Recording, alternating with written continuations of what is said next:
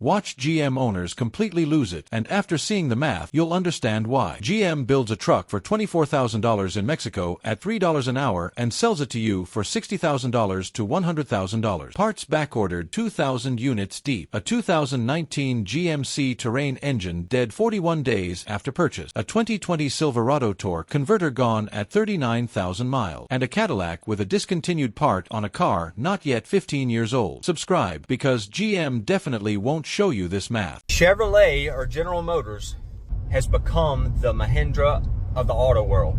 They break all the time. You can't get parts. You can't get any warranty work done. It's terrible. We've been fighting this Escalade for a couple of days, and I went to the parts counter at a GMC dealership, and we was just discussing like the 10-speed and the valve body deal. There's like 2,000 on back order. People's trucks down sitting in shops. Can't get them. The guys, 2,500, 3,500 HDs trying to work them. Can't get them. They're down. Don't know when parts are coming in. Don't know what they're gonna do. This fuel pump module, we just replaced one yesterday. What is going on? What is going on? Don't be a Mahindra. Be a Yanmar. And before you say it, I'm a diehard General Motors fan. All my race cars, all LS stuff. Every one of our race cars, LS stuff. All of our trucks, Duramaxes. We probably got 12 or 13 between our companies and buddies and friends. I mean, we got a lot of knowledge with Duramaxes. Put the 6-speed Allison back in it and let's rock. Come on, or do something. Figure it out.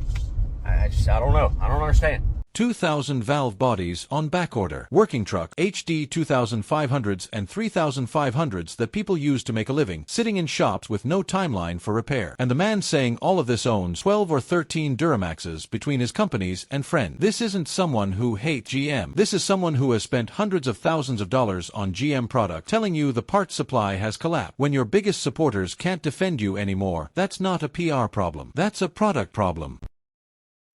I don't think y'all are ready for this. I don't. There's too many good old boys in the South who love Chevrolet, and they're not wanting to hear the truth. Y'all need to wake up. And I'm not partial to Chevrolet, Ford, anybody. I mean, I really don't care. There's good trucks made by every brand. There's good SUVs made by every brand. I have an '08 Denali. It's had its fair share of problems, but I don't think y'all are ready for this. So does anyone know how much it costs General Motors to build a truck?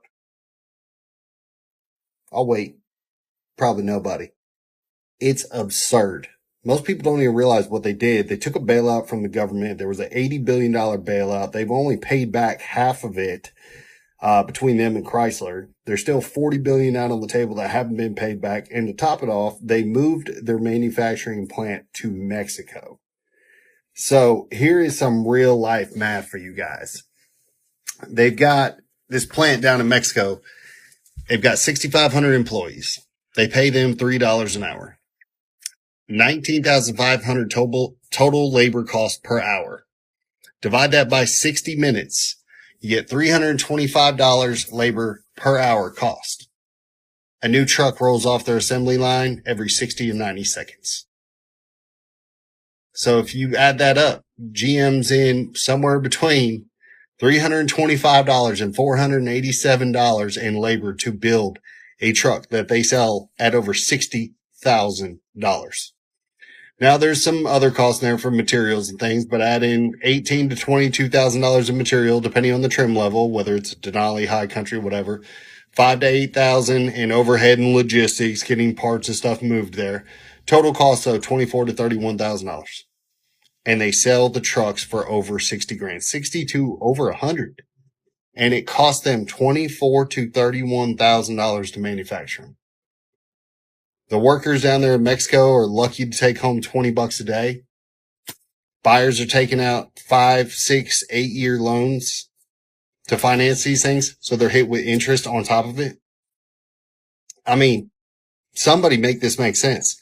People are over here complaining about Trump and tariffs and everything else, but General Motors, supposed to be one of the most American iconic brands, has totally screwed their consumer base. Anyone who wanted to buy a vehicle from them, they are making literally over 100% profits on these vehicles.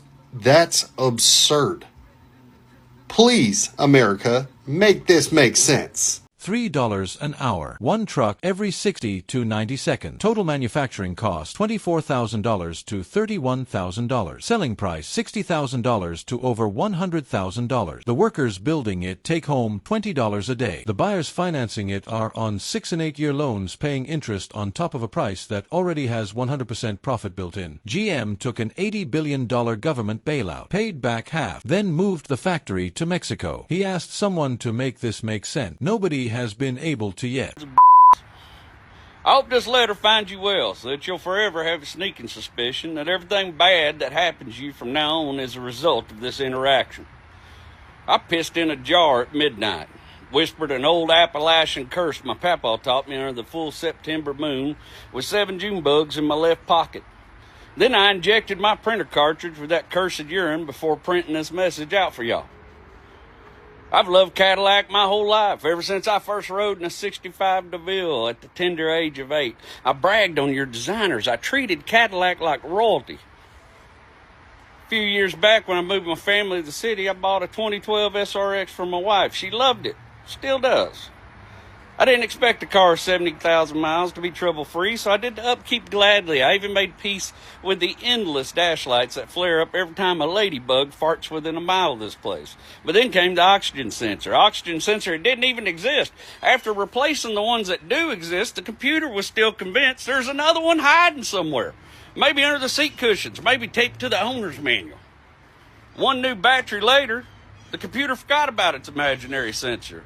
But by then, the AC compressor had blown its guts across the highway in the middle of summer. It's amazing that a part that won't last 100,000 miles costs like it's made of platinum. Then the EBCM failed. I went to the dealer. I saw the part in their system. They still told me it's discontinued. Discontinued on a car not yet 15 years old. That ain't service. It's organized theft with a polo shirt on. I reached out to module repair shops. Not one of them would touch it. Every last one said they'd rather sit on a fire ant mound after a honey enema than take on Cadillac's liability. So thank you. Thank you for ensuring I now own a 4,400-pound paperweight, a monument to disappointment wrapped in leather and plastic. Scrap value's questionable, too, since they'd have to peel 2,000 pounds of Tupperware off of it just to find a steel. In closing, it's my most fervent hope that until the end of your days, there's an itchy spot in the middle of your backs that cannot be reached. That every chair you sit in has one uneven leg. That your Wi-Fi dies during the best part of every movie. That your pillows are always humid on both sides. That your fitted sheets pop off one corner every night. That your neighbors mow each time you fall asleep. That every restaurant you visit is out of that one thing you like. That your socks twist and bunch inside your shoes. Your smoke alarm batteries die only at 3 in the morning. That every sneeze vanishes before the moment of release. That your windshield washer fluid always has just enough left to smear dirt across the glass. That your biscuits burn on the bottom and stay raw on the top. And your dogs bark at everything except thieves. If you had 1 ounce of self-respect, you'd quit your jobs, go work for the government, where this level of incompetence is not just tolerated, but encouraged. With all the love I can muster, Jerry Wayne Longmire Jr.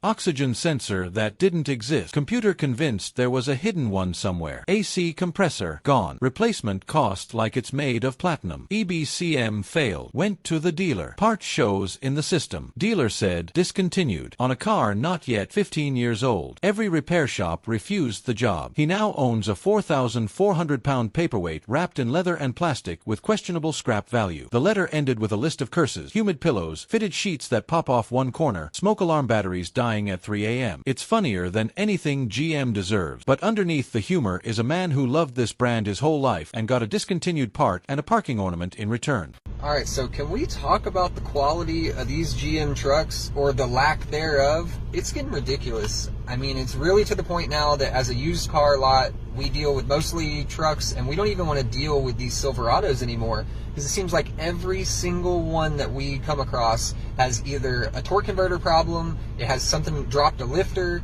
I mean, the common issues on those are just so widespread that we can't even seem to get, you know, Silverados that are drivable and sellable.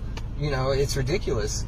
And this one here I'm in now is a 2020, only has 39,000 miles on it. A 2020 Silverado with 39,000 miles on it, and the torque converter is already bad.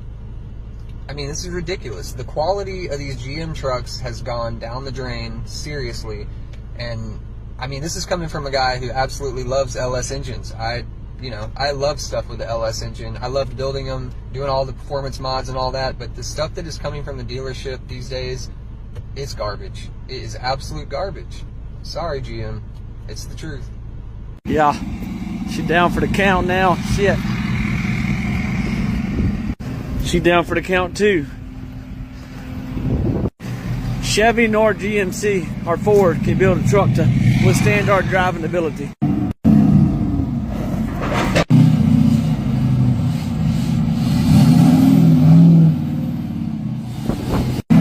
Just a little sputter here. We can't even put it in the damn parking lot. It's gonna sit right here now. What's going on? Call me. No, but on a serious note, the Ford went to 200,000 and the damn the Chevrolet right here, 57,000 miles. Transmission is still acting up on this truck. Terrible. And a brand new truck. I've been in the shop 3 times. I'm gonna sell it and go get me a truck. I got a Dodge too with 360,000 on it, and another one, but this right here is ridiculous. Never, and I mean never, buy a GMC vehicle. I bought this 2019 SLT diesel Terrain from Boone Chrysler Jeep Dodge Ram in North Carolina. I paid $20,000 for this vehicle. I purchased it April 9th. The engine went out on this vehicle May 20th. Here's the story. I asked the dealership to do exactly what I'm doing right now.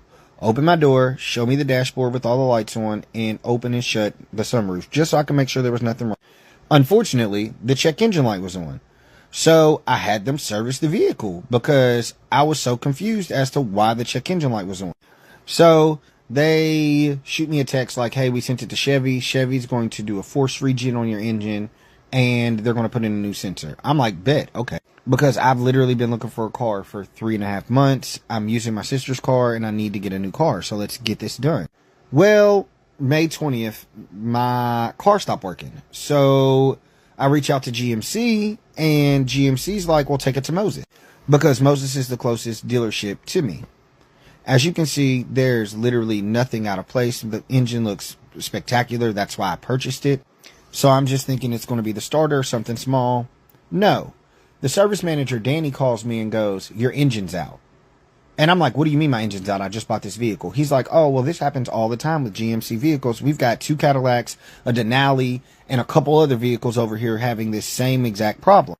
So I'm like, why does this keep happening in engines? He's like, this is why we don't use blah, blah, blah engine anymore. I'm like, oh, okay. So then he's like, I'm going to reach out to GMC on your behalf to see what they'll do. GMC offered me $4,000 towards the replacement of my engine that will cost me $20,000. That's how much my vehicle was. GMC then also offered to give me $4,000 towards the purchase of a new vehicle. Moses offered me $2,500 for my vehicle. How is that going to help me when I owe $20,000 on this vehicle because I just bought it in April? So when I tell you do not purchase a GMC, they are not reliable. GMC does not try to work with its customers. They don't stand behind their brand, and they do not care about you as a customer. You can clearly see how nice and new my vehicle is. GMC did not care. So I'm going to repeat this again. Do not buy a GMC vehicle. Do not do it. Don't. You'll be $20,000 in the hole just like me.